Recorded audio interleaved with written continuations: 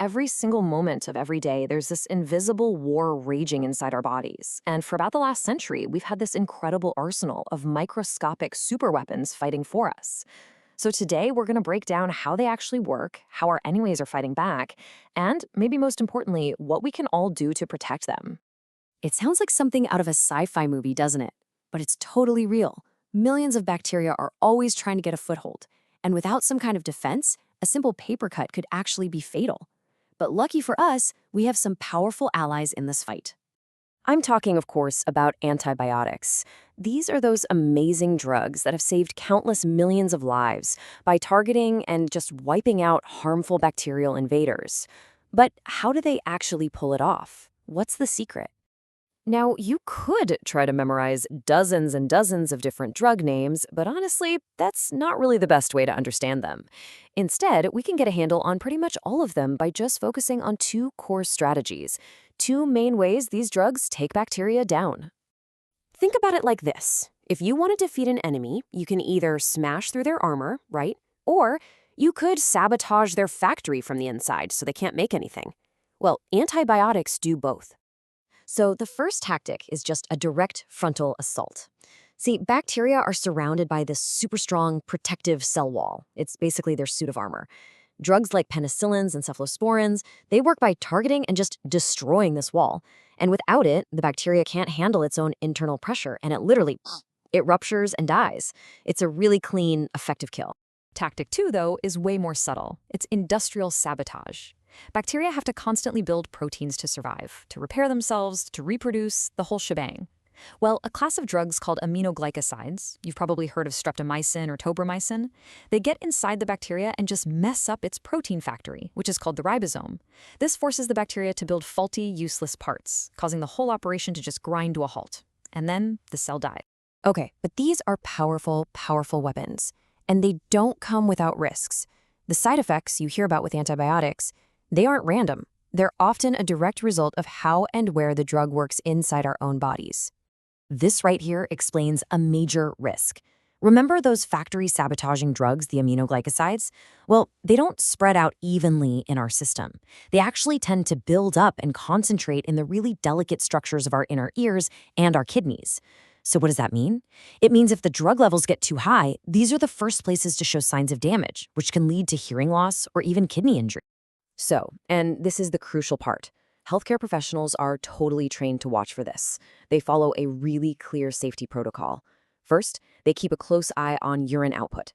Then, they check kidney function with blood tests. And, critically, they ask the patient about any new hearing changes, like a ringing in the ears, or any balance issues, like feeling dizzy.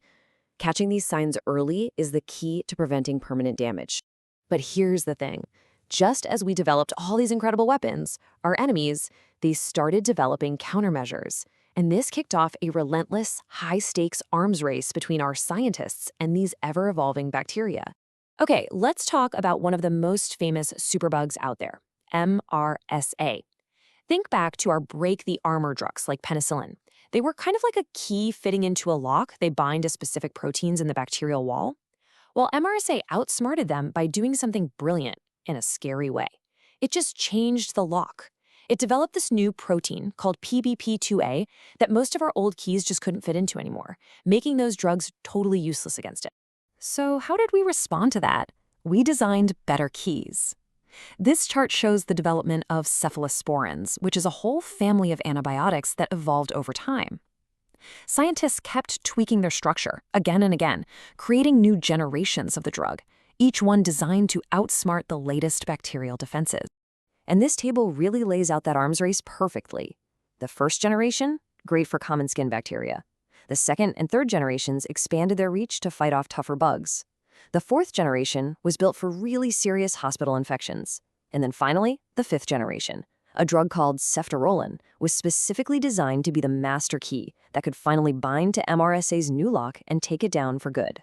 So everything we've talked about so far has been about treating an infection that's already started, right?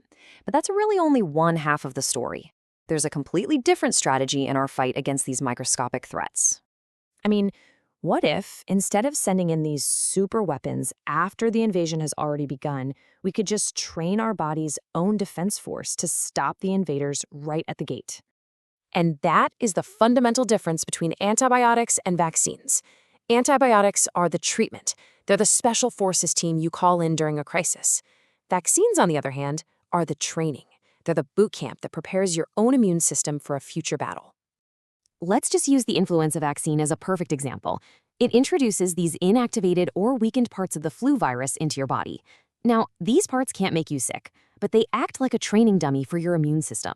Your body learns to recognize the enemy and creates these powerful memory cells. So, if the real flu virus ever shows up, your body is already locked and loaded, ready for a rapid, overwhelming counterattack.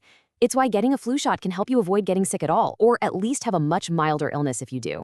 And this also explains why you might feel a little off after a shot. That sore arm, maybe a mild fever or feeling tired. That's not you getting sick. That is the sign of a successful training exercise. It's literally the feeling of your immune system gearing up, building its defenses, and getting stronger. It's a good bang. Now, this ongoing war, it isn't just being fought in labs and hospitals. The choices we all make every day have a huge impact on whether our superweapons are going to be there for us and for our kids in the future. So, what can you do? Well, first, if you're prescribed antibiotics, always complete the full course, even if you start feeling better. Stopping early is like letting the toughest enemy soldiers escape to regroup and multiply. Second, it's so important to understand that antibiotics only work on bacteria.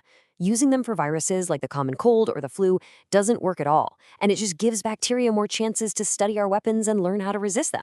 For almost 100 years now, these drugs have been the bedrock of modern medicine. They've turned infections that were once a death sentence into treatable conditions. They are, without a doubt, one of our most precious resources. So the question for all of us is, what are we going to do to make sure they're still working for the generations to come?